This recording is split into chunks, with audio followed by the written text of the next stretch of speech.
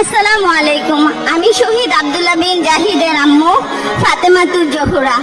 আমার ছেলে 5ই আগস্ট বিমানবন্দর থানায় আনুমানিক রাত 1:15টার দিকে গুলিবিদ্ধ হয়ে মারা যায়।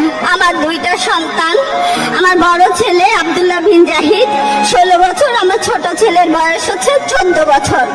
আমার বড় ছেলে মারা যাওয়ার 14 দিনের মাথায় আমার ছোট ছেলের ক্যান্সার ধরা পড়ে, সেটা 3rd স্টেজে। আপাতত আমার ছেলে ট্রিটমেন্টে আছে। সরকার থেকে এ পর্যন্ত আমাকে বা আমার ছেলের জন্য কোনো খোঁজ খবর নেওয়া হয়নি। এই মার্চের 18 তারিখে আমার হাজবেন্ড ব্রেন স্ট্রোক করে মারা যায়।